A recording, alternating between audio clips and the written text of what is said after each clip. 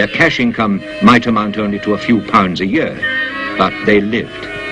Nevertheless, such a living was tough and rigorous and exacting. The land is virtually waterless, and life meant an almost permanent state of movement, mile after mile, from one meagre grazing ground to the next.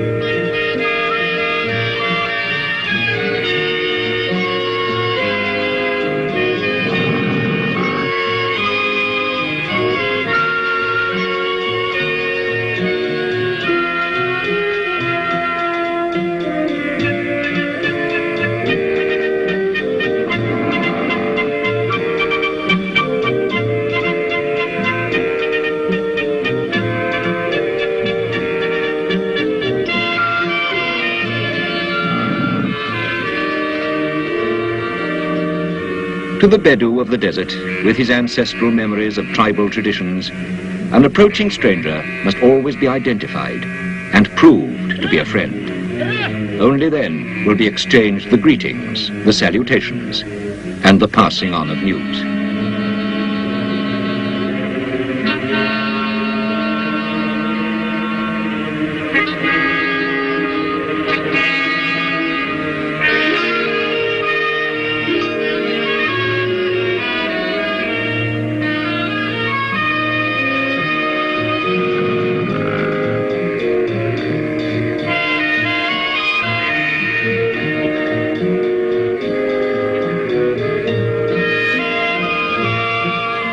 The Bedouin are a tough and durable people. It is their pride that they can survive where few others could. Their manner of life and even their costume have barely changed since the days of Abraham. Their folklore and their poetry are not of tranquil things, but of wars and gallantry, of loyalty, courage and conquests.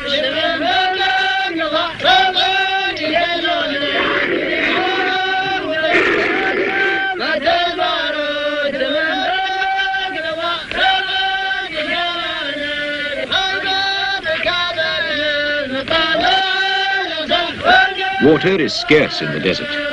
Out of necessity, they will cover hundreds of miles each year in search of grazing and water.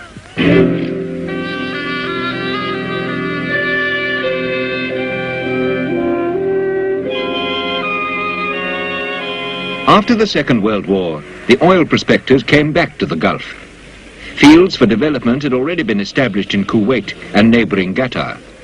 But the Gulf Emirates, with Abu Dhabi the largest, were still a great speculation.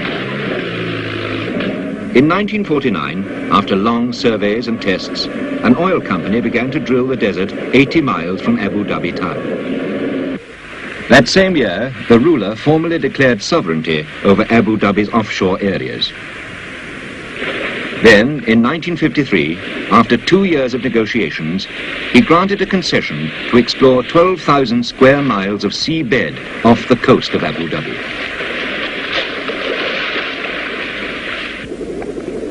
The experts probed the seabed, examining its composition. And then, after seismic and gravimetric surveys, the drillers chose their spot. They set up their base on a nearby island called Das. The island was transformed into the headquarters for the underwater search. Experts from Europe and many other parts of the world started to descend on the desert island, which till then had only been inhabited by wild birds.